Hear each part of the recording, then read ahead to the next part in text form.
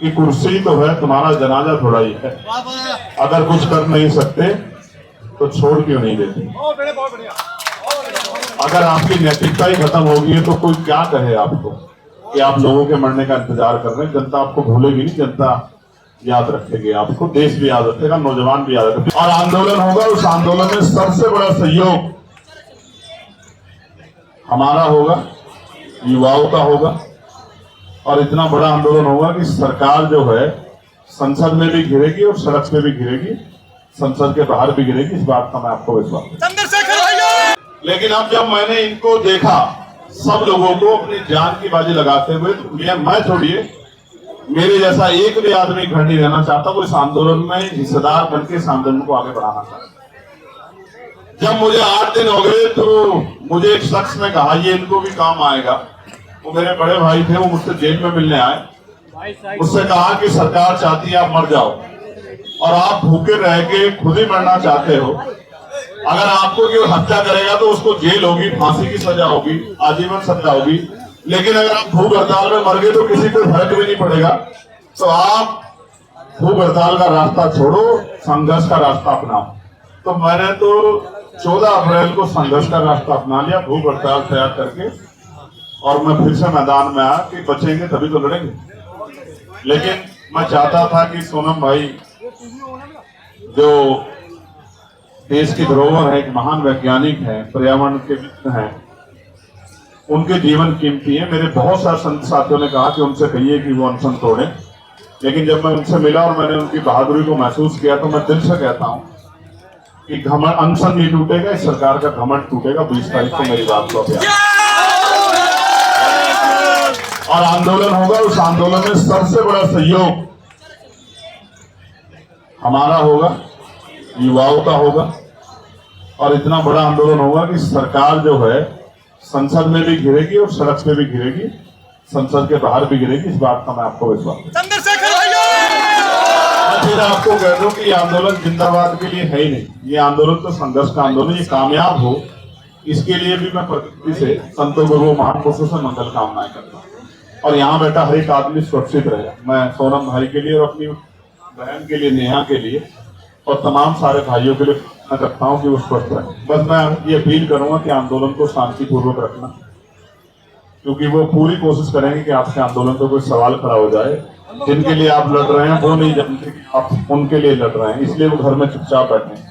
हर माँ चाहती है कि शहीद आजम चंद्रशेखर आजाद जी और सरदार भगत सिंह जी पैदा हों, लेकिन हो पड़ोसी के यहाँ, क्योंकि शहादत देनी जिन्होंने ये बुगुल फूका है। मैं उनका दिल की गहराई धन्यवाद करता हूँ कि उन्होंने जिम्मेदारी उठाई है। ये काम हमारा था, उन्होंने शुरुआत की है, हम उनको अकेला नहीं छोड़ेंगे, हम उनके साथ खड़े हर तरीके से। कामयाब होगा आंदोलन, जीतेगा आंदोलन और इस्तीफा भी होगा। मैं प्रधान जी के लिए कहूंगा, धर्मेंद्र प्रधान जी, जो मैंने मंच से भी कहा था कि कुर्सी तो है, तुम्हारा जनाजा थोड़ा ही है। अगर कुछ कर नहीं सकते तो छोड़ क्यों नहीं देते?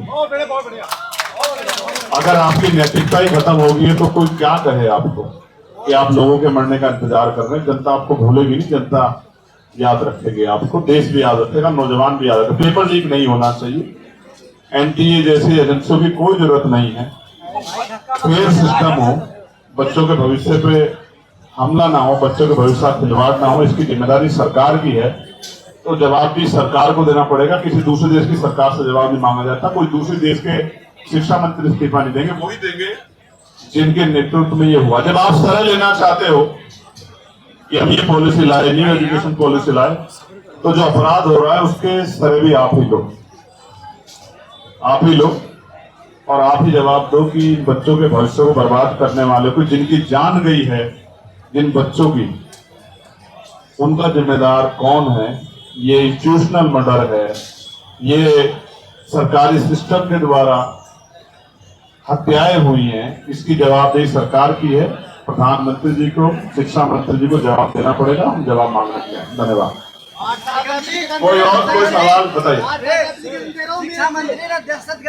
यहाँ वाली बात पहले कर ली। चंद्रशेखर जी, शिक्षा मंत्री ने हम लोग को दहशतगर्द का इसमें आपका कहिएगा।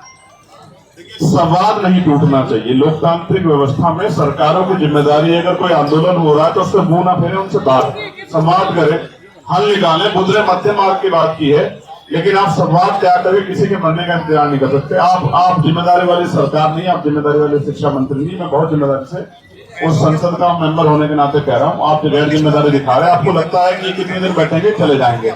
ये जाए ना जाए, लेकिन आप जरूर जाएंगे, मेरी बात को आप याद रखें।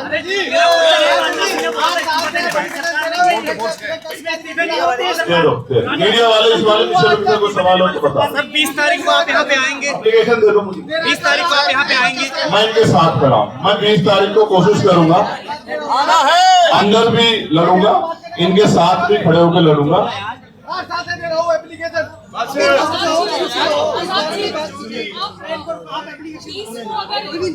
मैं पार्लियामेंट के अंदर भी लड़ूंगा, पार्लियामेंट के बाहर भी जब इनका मार्च होगा इनके साथ रहूंगा, और कोशिश करूंगा कि जब मैं दिल्ली आ जाऊंगा, हाउस चलेगा, तो रात में भी इनके साथ रहूंगा। मैं अपने इन भाइयों को अकेला नहीं छोड़ूंगा जिन्होंने अपनी जान को दांव पे लगाया है, जो सरकार के कार्य। ये लोकतंत्र है, यहाँ सरों की कीमत है। सर आज कितने लोगों की नींद उड़ जाएगी और कितने लोग अनशन पे बैठ जाएंगे सरकार में? मैं फिर आपसे कह रहा हूँ, ये लोकतंत्र है, यहाँ सबसे ताकतवर देश का संविधान है, और जो लड़ रहा है उसको देख के लड़ने वाले लोगों की संख्या रोज बढ़ेगी। मेरी बात का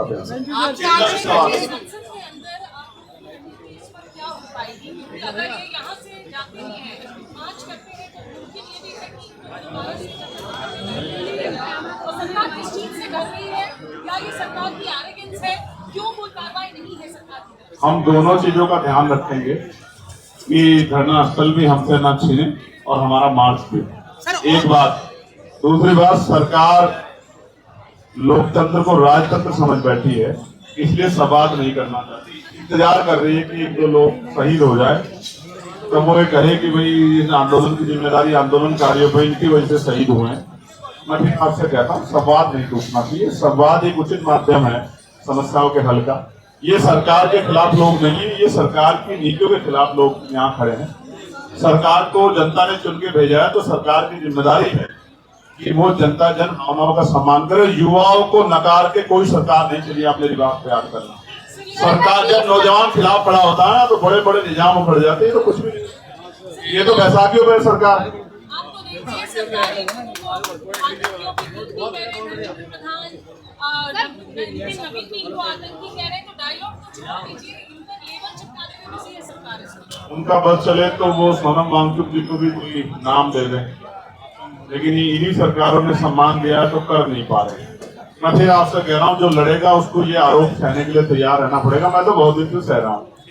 अगर आरोपों से डरेंगे तो फिर लड़ नहीं पाएंगे। मजबूत रखो सीना, इतने वार होंगे आपकी पीठ और सीने पे, हर एक वार सहना है और कुछ नहीं कहना, बस अपने आंदोलन को मजबूत करके आगे बढ़ना।